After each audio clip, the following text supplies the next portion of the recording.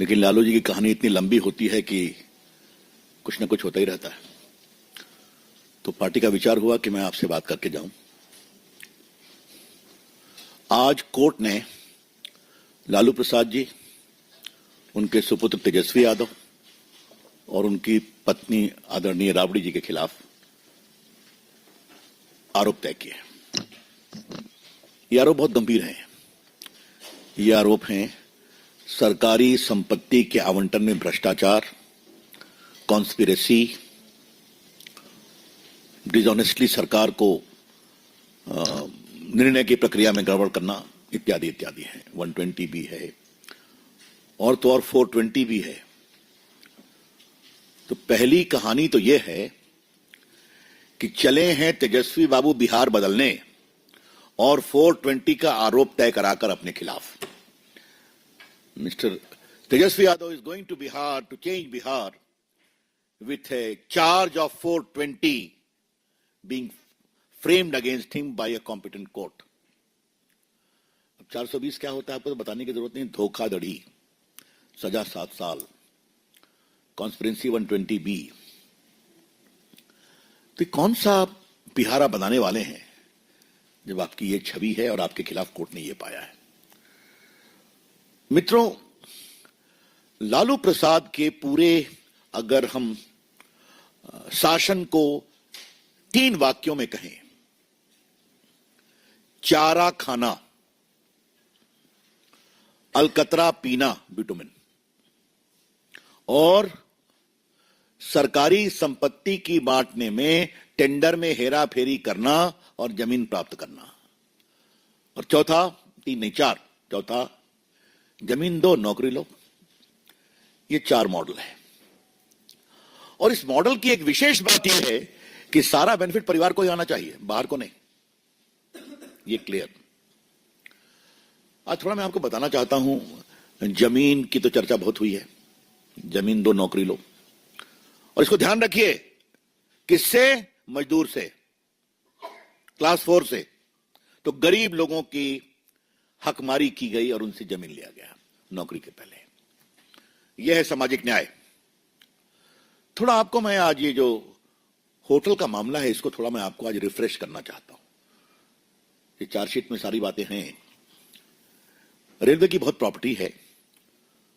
तो रेलवे के 2 होटल थे अंग्रेजों के समय के। एक रांची में था झारखंड में, बीएनआर होटल, बहुत फेमस होटल था, और दूसरा होटल था पुरी में। तो इन होटल को मेंटेनेंस के लिए रेलवे ने कहा हम नहीं करेंगे, किसी और को देंगे लीज पर। वहां से कहानी शुरू होती है। कहानी क्या शुरू होती है?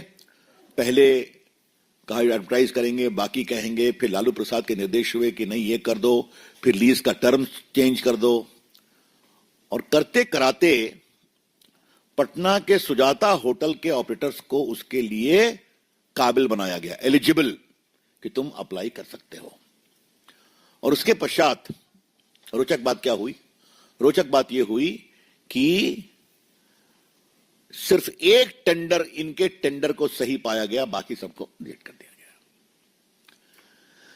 अब ये इतनी बड़ी बात हो गई तो ऐसे ही हो जाएगा क्या?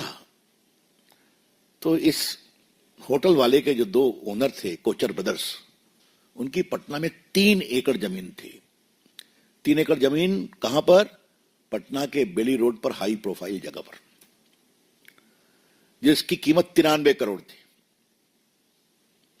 तो स्टैंप ड्यूटी कम की गई, बाकी कम की गई, और फिर उसको बेच दिया गया एक कंपनी के नाम, जो कंपनी श्रीमान प्रेम गुप्ता की पत्नी के द्वारा संचालित थी। हाँ?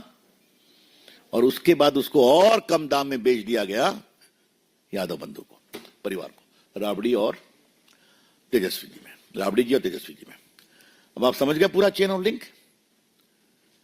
रेलवे का होटल लो मेंटेनेंस के लिए और जमीन दो, नौकरी लो और जमीन दो।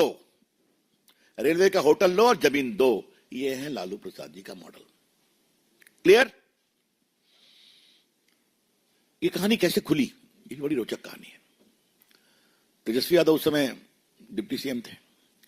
अब कहा गया वहां पर बिहार का सबसे बड़ा मॉल बन रहा है। अब सबसे बड़ा मॉल बन रहा है तो वहां से मिट्टी निकली और मिट्टी चली गई बोटेनिकल गार्डन में। जहां तुम टहलते हो नहीं टहलते हो वहां। अब इतनी मिट्टी आ कहां से गई?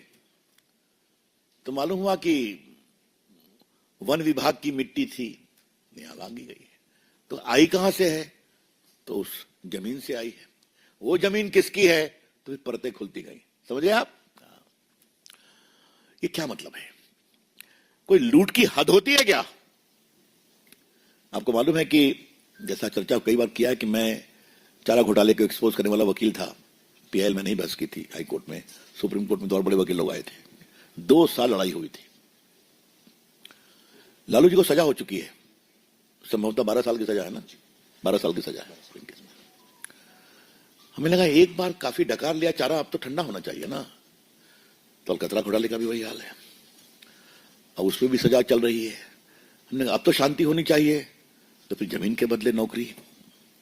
हमने कहा अब भी शांति होनी चाहिए, तो रेलवे के होटल में भी भ्रष्टाचार, उसके अलॉटमेंट में। कितनी भूख है, कितना लूटेंगे लालू प्रसाद उनके परिवार? ये सवाल हम उठाना चाहते हैं। मैंने सुना है कि शायरी लिखी गई है तेजस्वी यादव के द्वारा। मैं उसकी, जब तक सांप्रदायिक ताकतें देश पर काबिज होगी तब तक हमें संघर्ष करना पड़ेगा। तो छोटे हैं, मैं उनको क्या बोलूं? जो लोग उनके लिए लिखते हैं उनसे कहिए थोड़ा बेटर शब्द का प्रयोग करें। जब उनके पिताजी के खिलाफ चारा घोटाले की लड़ाई लड़ रहे थे हम लोग, तो वहां भी यही शब्द होता था, सांप्रदायिक ताकतें दिल्ली में बैठी हैं और वो सामाजिक न्याय के सिपाहियों को तंग कर रही हैं। अरे भैया, सबूत बोलता है। इससे बड़ा छलावा और क्या हो सकता है कि सरकारी संपत्ति को लूटना, पद पर रेलवे मंत्री हो या मुख्यमंत्री हो, पद पर बैठ के उसका दुरुपयोग करके अपने जेब को भरना और बाद में कहना हम लोग तो सामाजिक न्याय के संघर्ष करने वाले हैं। इससे बड़ा कोई छलावा हो सकता है? इन लोगों ने जिस तरह से किया है वो बहुत शर्मनाक